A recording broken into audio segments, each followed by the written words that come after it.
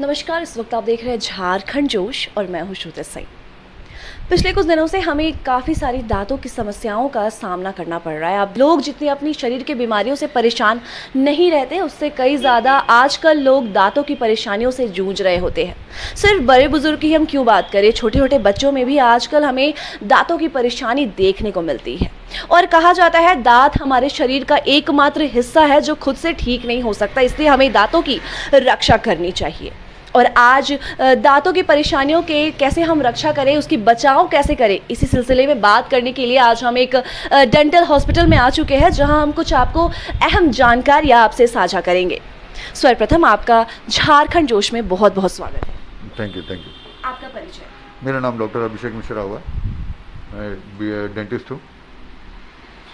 पहले लोगों में कैविटीज़ ज़्यादा देखने को मिलती थी, लेकिन आजकल अलग अलग सी परेशानियाँ आनी है। मसूड़े में सूजन आ जाती है, ब्लड आ जाती है, तो किसी को कुछ परेशानियाँ होती है। क्या कुछ परेशानियाँ आजकल अभी रिसेंटली हमें देखने को सबसे ज़्यादा दांतों में मिल रही है?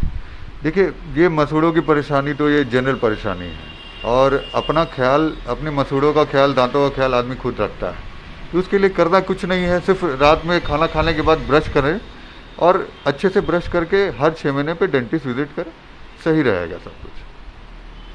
छोटे छोटे बच्चे में भी हमें देखने को मिलती है परेशानी। ऐसे तो छोटे बच्चे में देखने को मिलते थे क्योंकि वो चॉकलेट ज़्यादा खाते, आइसक्रीम ज़्यादा खाते, लेकिन आजकल छोटे छोटे बच्चों में भी मसूड़ों में सूजन देखने को मिलती है, और कई बार तो छोटे छोटे बच्चों के भी दांत निकालने पड़ते हैं। इसका क्या कुछ कारण हो सकता है और इसकी बचाव क्या हो सकती है? देखिए, छोटे बच्चों का तो माता पिता ही ख्याल रख सकते हैं, और तो छोटे बच्चे अपने से ख्याल रख नहीं सकते। करना ये होता है ना कि जैसे ही दांत निकलता है मुंह में, छोटा कोई भी दांत, एक भी निकले, दो भी निकले, उसी समय से ब्रश करना शुरू करना चाहिए। ब्रश ही एक तरीका है जो कि सब चीज़ को स्वस्थ रखता है, चाहे वो मसूड़े हो चाहे वो दांत हो। अच्छे से ब्रश करते रहेगा, सब स्वस्थ रहेगा। दूसरी बात, मीठा खाएगा ही बच्चा, मीठा खाने से रोका नहीं जा सकता है बच्चे को। तो खाने में अल्कलाइन फूड को ऐड कर सकते हैं हम लोग, चीज़ को ऐड कर सकते हैं। ये सब चीज़ से फ़ायदा होता है। थोड़ा एंटी कैविटी एजेंट होता है चीज़ भी, तो कम होता है। कई बार हमें दांतों में इन्फेक्शन भी देखने को मिलती है। पूरी डिटेल्स तो मुझे जानकारी नहीं है, लेकिन दांतों में इन्फेक्शन जो हमें देखने को मिलती है वो क्यों, दांतों में इन्फेक्शन क्यों हो जाती है? क्योंकि हमने शरीर में इन्फेक्शन होना सुना था, स्किन इन्फेक्शन सुना था, लेकिन दांतों में इन्फेक्शन? देखिए, लोग अवेयर कम हैं, और जैसे ही ठंडा गर्म से कनकनाहट, सेंसिटिविटी शुरू होती है दांत में, उसी समय जाके फिलिंग करा लेना चाहिए। जितना उसको देर करिएगा उतना ज़्यादा इन्फेक्शन बढ़ता है, कम नहीं होता है। तो वही रीज़न है कि पब्लिक इग्नोर करते हैं, इसीलिए इन्फेक्शन बढ़ता है दांत में, और कोई रीज़न नहीं। काफ़ी लोग ये चीज़ इंटरनेट पे भी सर्च करते हैं कि उन्हें ब्रश कितनी देर तक करनी चाहिए। कभी यूट्यूब में लोग देख के बोलते हैं कि हमें 2 मिनट तक ब्रश करना चाहिए, तो कुछ लोगों का कहना है कि हमें 60 सेकंड या 70 सेकंड तक ही ब्रश करना चाहिए। तो वो एक्यूरेट टाइमिंग क्या होता है कि लोग अपने दांत को स्वस्थ कैसे रख सकते हैं? दांतों में ब्रश कितना देर मूव करना चाहिए? देखिए, ब्रश का जो मूवमेंट है वो अलग अलग तरह का मूवमेंट है ब्रश का, और 2 मिनट से ज़्यादा ब्रश नहीं करना चाहिए, ये फ्रैंक बात है।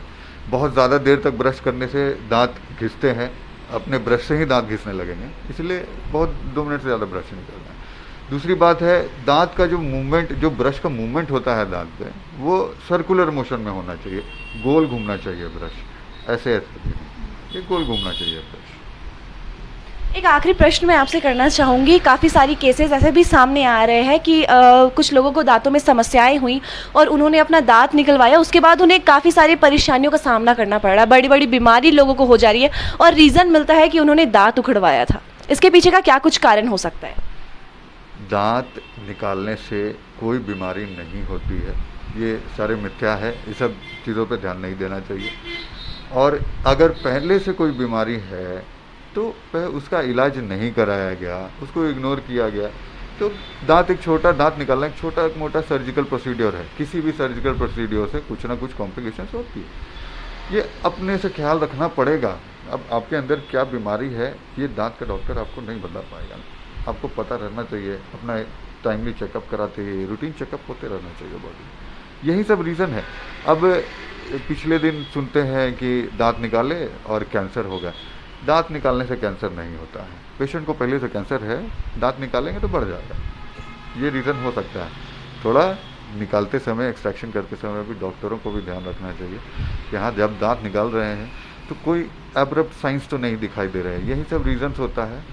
थोड़ा सा अपने से भी, अपने प्रोफेशन को भी थोड़ा ज़्यादा ध्यान देना चाहिए ये सब चीज़ों पर। तो देखा आपने डॉक्टर अभिषेक मिश्रा के द्वारा काफ़ी सारी आज हमने आपको जानकारियाँ दी। यही नहीं बल्कि इन्होंने ये भी बताया कि लोगों को काफ़ी सारी परेशानियाँ क्यों होती हैं और उससे आप बचाव कैसे कर सकते हैं। और यही नहीं बल्कि लोगों में काफ़ी कन्फ्यूज़न भी था कि हमें कितने देर ब्रश करना चाहिए और किस तरह से करना चाहिए। तो डॉक्टर अभिषेक मिश्रा जी ने ये भी बताया कि हमें हार्डली से हार्डली 2 मिनट तक ब्रश करना चाहिए, क्योंकि उसके बाद हमारे दाँत घिसने लगते हैं। और अप एंड डाउन्स नहीं बल्कि हमें सर्कुलर मोशन में गोल घुमा के ब्रश को, हमारे दांत को अपने से अच्छे तरीके से साफ करना चाहिए। और साथ ही साथ इन्होंने ये भी बताया कि जो अभी ये गलतफहमी फैल रही है कि दांत निकलवाने से काफ़ी सारी बड़ी बड़ी बीमारी हो जाती है या फिर काफ़ी सारी परेशानियों से लोगों को सामना करना पड़ता है, तो ऐसा कुछ नहीं है। अगर आपको किसी भी तरह की बीमारी है तो उसका पहले आप चेकअप करवाएं, लेकिन ये गलतफहमी से बचें। अभी फ़िलहाल के लिए हमारी तरफ से इतना ही। ऐसी तमाम जानकारी हम आप लोगों के लिए लेकर आते रहेंगे। तब तक के लिए बने रहे हमारे साथ आपके अपने चैनल झारखंड जोश में। मैं श्रुति सिंह अपने सहयोगी अर्चना के साथ। धन्यवाद।